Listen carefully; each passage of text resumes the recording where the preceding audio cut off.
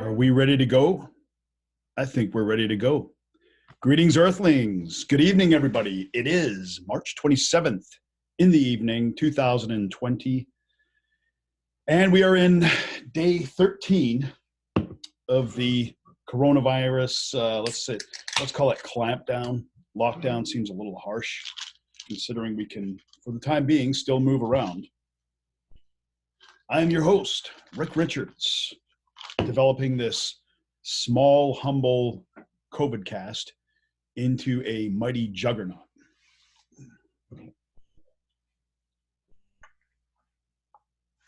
Oh, yeah. All right.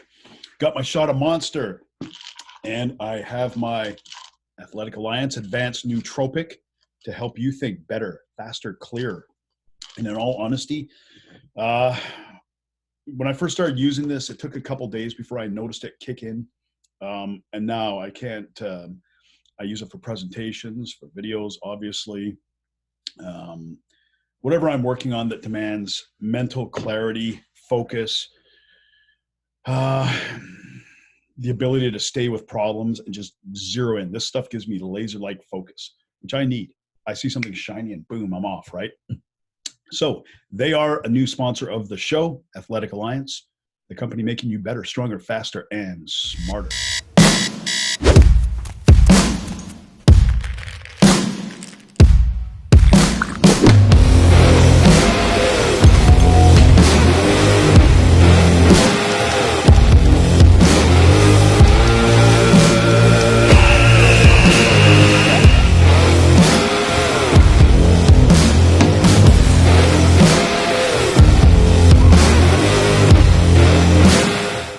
Okay, so now that that is out of the way, let's do our shout outs. Shout out to Angela in New York City. We're going to have Angela again on Sunday to give us an update of what is happening in New York. And there's a lot going on. Stay safe, Angie. Shout out to Ivan from Sector B49.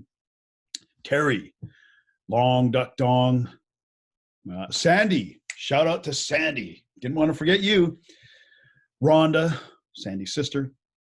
Rick, Charlene, Dwayne, Terry McLean. Did I say Long Duck Dong? I never want to forget that guy. That guy gets furious if I forget him. Dwayne, Charlene, Chad. And, of course, producer Dave Darnley. So let's see where we are this 14th evening, I guess it would be. Where is the virus? And as it is the evening, we are now dealing with more complete numbers. You know what? Let's hit refresh. Unfortunately, we have to hit refresh because these change pretty quickly. Oh, yeah. Wow. Okay, so the coronavirus cases in the world, 590,628 confirmed cases. The actual number, I'm sure, is in the millions. 132,490 have recovered. Great news. 26,966. So as bad as this can get, we know some people will still be alive, right? Sorry, that's dark humor.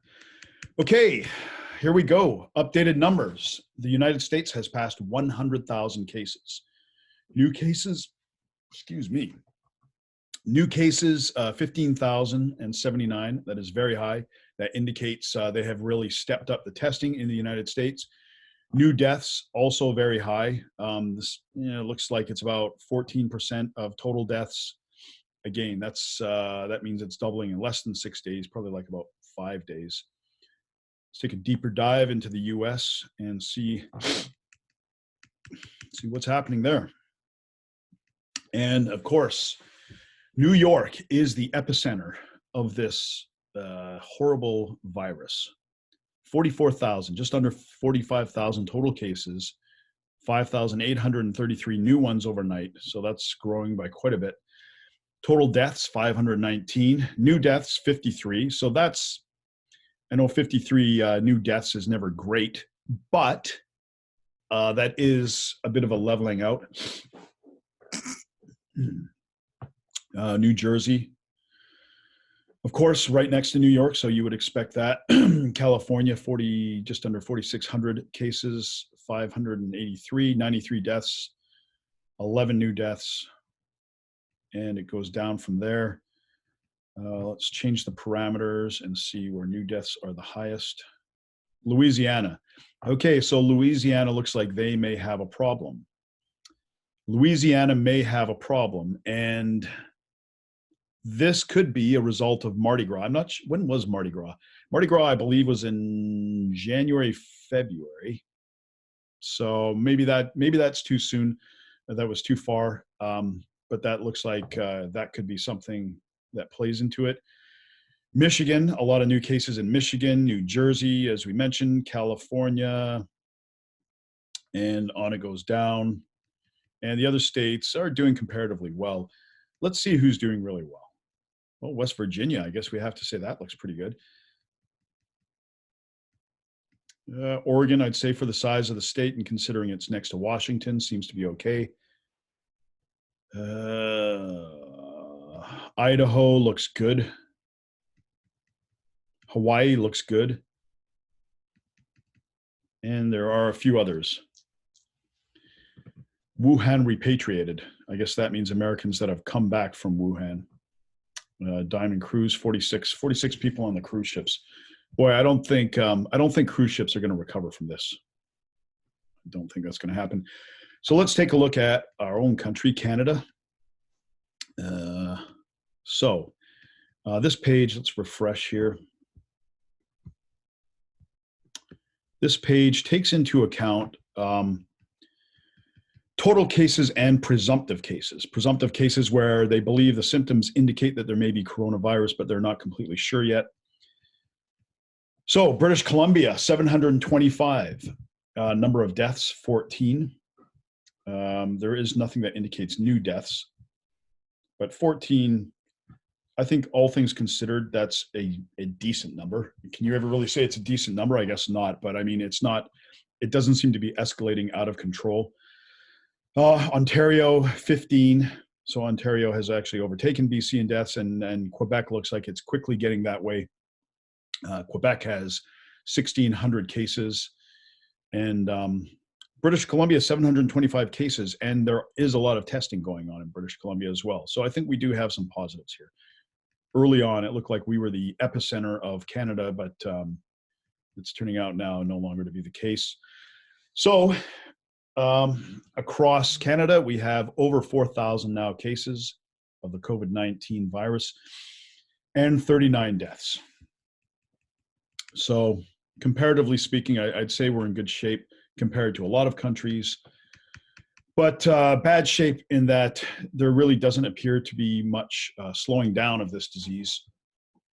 Seems to be going just about everywhere. It seems to be still in that exponential growth phase. Although there are signs of what can be considered flattening the curve, and that's where the time it takes for the virus to double starts flattening out, and that will happen eventually. Of course, I mean, you would run out of people eventually, right? So something can only expand so quickly and so for so long. Now, one of the things I do quite often, and viewers of the show, you'll know this, I'm fairly critical of elected leaders and government representatives, et cetera, coming out and addressing us, talking to us. And one of the things that I'm very critical about is that we get a lot of vagaries. Like in a situation like this, we need to establish certainties, right? Because everything is so unknown, everything is unprecedented. We need certainties. We need to know, what are we looking for? What indicates things are slowing down? What indicates we're doing a good job? What indicates the social isolation is working? When do you consider this to be no longer a pandemic? All of this stuff, right? And I've criticized everybody because they're all very vague, but I have come across somebody who I really, really like. And this is Bonnie Henry. Bonnie Henry is is BC. Let's call her BC's top doctor. I don't know what her official title is. I'm sure it's director of the Ministry of Health and Medicine or something like that in the province of British Columbia. But now, to me, this lady, she is perfect in this role.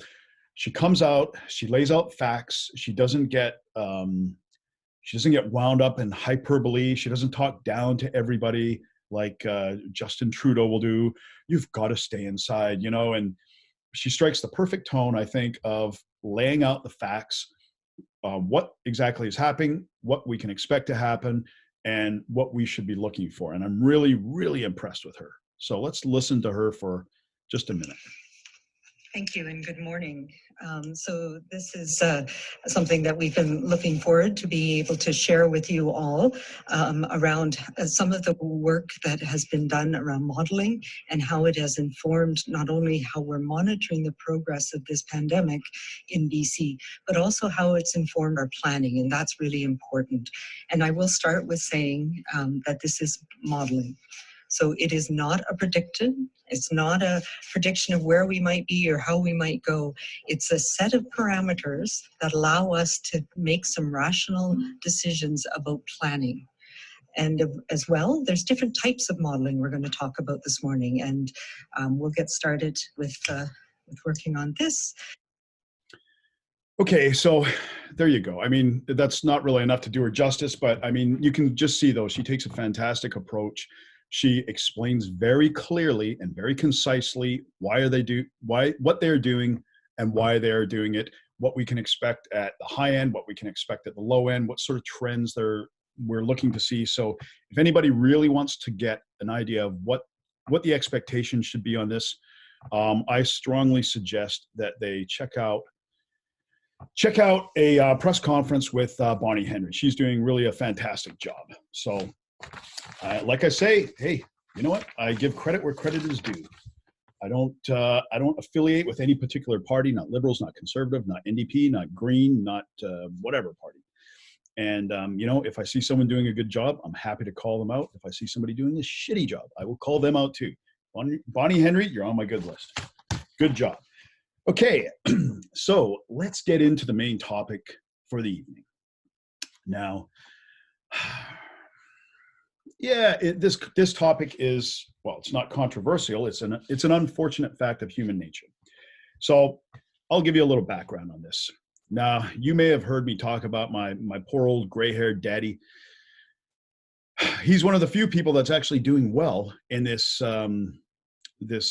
self-isolation coronavirus lockdown, or social distancing, let's call it.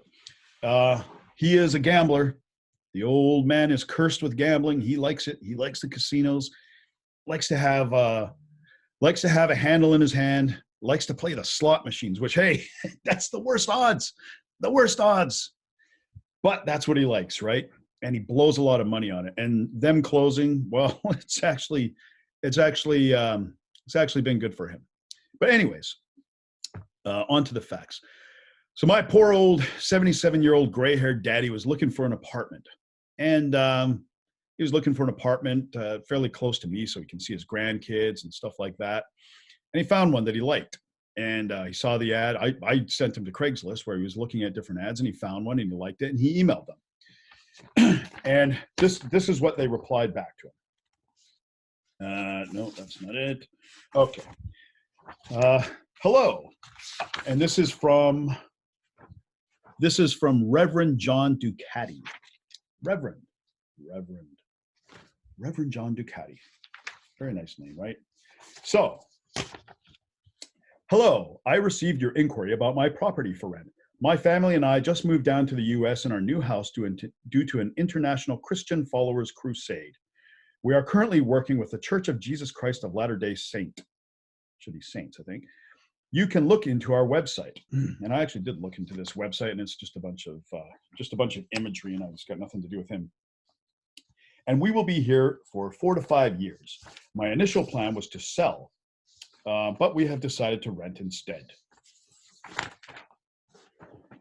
And he goes on and says, applicants, Okay, so here's what he wants. Okay, so he says he ends it off with everybody deserves a home, both the rich and the poor. Nice guy, right? So he wants first name, middle name, last name, cell phone, kids, yes, no, how many, present address, city, state, zip code. Don't know why he would have that zip code if it's a place in Canada. That's a red flag right there. When do you intend on moving in? How long do you intend on staying? Why are you leaving? That's kind of strange too. How many month rent? Again, his English is not great here. How many month rent are you willing to pay up front? How soon can you make the deposit fees? Do you have a pet? Habits? Do you smoke? Do you drink? Do you work late at night? Pictures of occupant. Okay, now that's another red flag to me. You're renting out a place and you want a picture of the occupant? Like, I mean, what gives? What you doing there, John? Are you looking for a sucker, right? I mean, are you looking for somebody who's a 77-year-old gray-haired old daddy? Are you looking for a woman? You're a reverend, right? Are you maybe gonna attack somebody for wearing a turban? Like, I mean, what's the game here, buddy? Anyways, so my gray-haired old daddy, old Bobby, he filled out the application and sent a picture of himself. I mean, I don't know why he did that. And within minutes, he emailed me to say, great news, I got the apartment. And here's the reply from Reverend John Ducati. Hi, thanks for getting back to me with the rent application form and details. I showed my wife your application form and she was so happy as well. And she told me that she can see it in your words as well, that you will be able to take good care of it for us. And I'm so happy to hear from you that you will take good care of it. And may the God Almighty keep on be with you and your family as well. So regarding the apartment, I just want you to know that we have decided to let you live in our apartment, as we have found your application very satisfactory and acceptable by my family. That's why we need someone that will take good care of it for us, which I can see that in you, because you really sound so reliable. Like, okay, I mean, at this point, I'd be like, hey, man, I'm not going to live here if I got to listen to you. Guy's long-winded. I will also like to tell you that I initially wanted to sell my apartment, but my wife suggested that I rent it out to a responsible people who will be ready to take care of it, which is why I'm willing to rent it out to you. So we would want you to go through this email and get back to us so we could proceed in renting the apartment to you. All right, don't worry, we're getting to the good part. We would like to send the following document to you via DHL to the address you sent us, and the tracking number will be sent to you so that you can possibly occupy the apartment. Please, once again, we are giving you this on base of trust, and do not disappoint us. And I promise you that you will love the apartment once you move in. We are with the below document here with us. The key and the document of the apartment will be shipped out to you personally as the tenant of my apartment. So I will be happy to send every necessary thing to you to the address so that you can move in directly when you get there. So I would like you to confirm the delivery full address of the package from you below, because the package contains keys and documentations will be delivered to you on next day delivery via DHL EMS courier service to the address in the rental application. Because the documents coming with the keys are the contents of the document, entrance, and the room keys. So anyways, if you don't understand this guy's long-winded verbiage, basically what he's saying is, I'm going to send you out the key and the documents. I'm going to send them to the address you provided so that you can move in. But here's what I'll need from you. And regarding the payment, you are to make first and last month, but I will take you to make rent deposit $500 only for now, and then first and last month, which I would like you to go ahead and make the payment ASAP so that everything can be done ASAP. And you are making the payment via e-transfer because I think it is reliable, secure, and fast. From your profile, I can see that you're responsible and a clean person. May the Almighty Lord lead you in whatever you wish to do. As soon as the payment has been confirmed via e-transfer, as soon as you send the payment, get back to me. Send it e-transfer. I will be expecting email. And once we have that, we will send you the keys. All right. So my old gray-haired 77-year-old daddy emails me and says, how do you do an e-transfer? And I said, e-transfer? You're at that stage already? You haven't even looked at this apartment. And he said, well, they want an e-transfer for the deposit. And so obviously I got into this, and you know what, man? Come on, man. I grew up in Newton, all right? Anybody that's asking for money and saying they're going to mail you something out, come on, that's a scam, right? And we know that's a scam. And so I emailed the guy back and said, hey, can someone let us in so that we can see the apartment, please? And he said, no, this is not possible at this time. I have not left keys with anyone that I can trust. However, I will mail them to you after you have sent the transfer. And so anyways, man, I told the guy to fuck off. But, that kind of leads us into something else though, right? It leads us into something else. And these are things we see, I don't know what it is with people, but they love to target vulnerable people. And I have a soft spot for old people. Old people and kids, I guess, and animals. Old people, kids, and animals. I get a soft spot for them, right?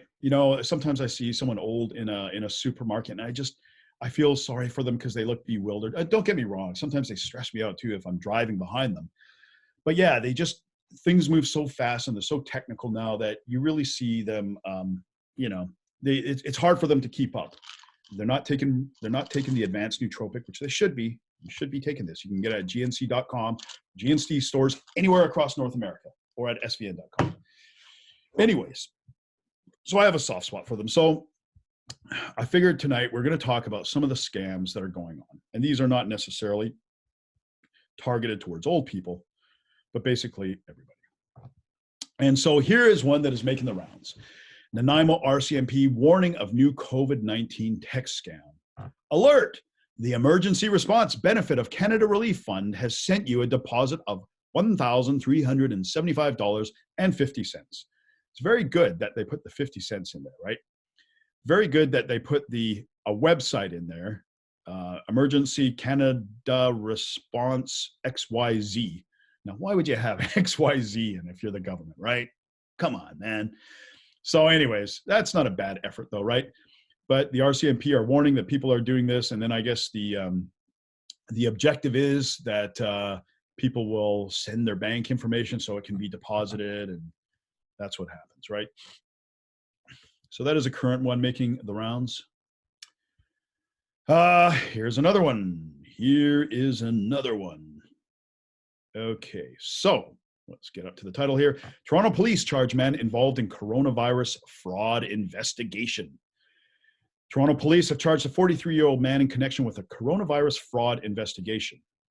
So what this man was doing, he was getting some sort of related cheap little kit that looked like a testing kit, ordering it, I believe, from Amazon. And he had 25 illegal, he said he held 25 illegal test kits. I guess illegal in that they weren't supposed to have them. So a search warrant was executed in the east end of Toronto at Cosburn and Pape Avenues. And Jesse Wong was charged with fraud under $5,000 and possession of a forgery device. He's scheduled to appear in court. So this is scam number 2. So scam number 1, we have people saying, hey, you're going to get your benefits. Send us your bank account information. Scam number 2 is, hey, man, let's make sure you don't have this damn coronavirus, okay? So we really get some insight into human nature, though, right? Like, can you imagine that you're fucked, right? You haven't been able to work. You're overwhelmed by trying to get your application into EI. You have rent due, no sympathy there. And then some shithead wants to get your bank account information. Or could you imagine being worried about your health? Maybe you have a sick relative and you find out there's a testing kit. Oh, great. And then this fucker is trying to rip you off. Like, man, I really have no sympathy or patience for these assholes. I really just want to beat the shit out of them. Although you can't say that on YouTube, so I may censor that. I don't advocate violence of any kind. I advocate following the law whenever it is, following the law at all times. And disavow any violence of any sort to anybody whatsoever. Okay, so another crime. This is from the Delta Optimist. And this, again, is fraud. What the hell is this one here? Crime Stoppers say to watch out for coronavirus scams. And I guess this is just an amalgamation of all the scams going on. The pandemic is another opportunity for scammers to take advantage of unsuspecting targets, especially elderly victims who may be more trusting. Yeah. And I mean, again, the older people, they grew up in a time when, the scamming wasn't so ubiquitous and it wasn't so sophisticated. The local scammer would hustle you in pool or something like that, right?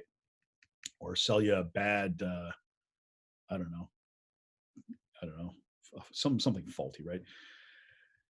So here are some of the things that they have been observing. Canadian Fraud Center is maintaining a national running list of COVID-19 scams. So you can go to the Delta Optimus and look for the COVID-19 scams, or you can search the Canadian Fraud Center to go through these. Duct cleaning. Companies are offering services or special filters, a filter to protect from COVID-19. Utility companies threatening to disconnect power for non-payment. Centers for Disease Control and Prevention selling fake lists of COVID-19 infected people living near you. Now that's pretty weird. I mean, that one, like somebody saying, hey, would you like to purchase a list of infected people that live on your street? I think my antenna would be up on that one pretty quickly. Can you imagine if they actually did that? Hey, your neighbor's got COVID-19. Offers of fake COVID-19 tests, which we've seen. Public Health Agency of Canada allegedly asking for your health card, credit card numbers for a COVID-19 prescription. Hey, can I get a prescription for my COVID-19? They don't exist. There is no prescription for COVID-19. You want to avoid COVID-19. You don't want it. Charities like the Red Cross offering free medical products, i.e. masks for donation. Actually, I actually just donated somebody for a mask, but he's cool. I won't lump him into this list. People selling household decontamination services door to door. And in addition to this, we have fake shops, websites, impersonating legitimate companies, fake charity appeals, telephone fraud, phishing. So a lot of stuff, man. And lastly, this is not a scam, but this is something I have experienced directly myself. News stories about the coronavirus are being blocked on Facebook. So that's why if you like my COVID cast, you like the Rick Richards show, go on YouTube, hit the thumbs up button, hit the subscribe button, and hit the notification bell, because I'll probably keep this channel going with a lot of other interesting and exciting stuff. And who knows, this COVID thing may be going on for a while, right? But I have said a few times already that Facebook has censored me. And here is the proof. News stories about the coronavirus are being blocked on Facebook. Links to news stories about the coronavirus are being blocked on Facebook due to the company's automated system. Facebook says it's because of a bug in its anti-spam system. The company is working on fixing the problem. Oh boy, yeah, it's always a bug, or it's, something in their algorithm. Hey, sorry, man, bullshit. And you know what? I first got onto this because, I would get wild swings in these videos. Some would get like over 250 views and some would get like 50 or 60 views. And I thought, what's going on here? And then I'd not see it on Facebook. So yeah, so that's kind of a shitty move on the part of Facebook. So there you go. That is, I can't even remember what we're on now. What are we on now? Is this 16? Man, I don't even know. Anyways, it's the COVID Chronicles for the evening of March 27th. Thank you for watching. We are coming up to our last 3 or 4 days, at least under the current format. We'll see what happens after that. And I have a few exciting things for you guys. I'm going to have another New York interview on Sunday. We're talking to a lab technician on Monday. And probably I'm going to have a professional athlete on to talk about the effect of their season and their training camp and how they're all taking it. And maybe we should have a good discussion on sports in general. Let's talk about sports and the impact on sports. All right. So that is the end of the day, the end of the COVID cast, and the end of the week. I am Rick Richards. And remember, if we're all together, can't nobody be against us. Stay safe out there.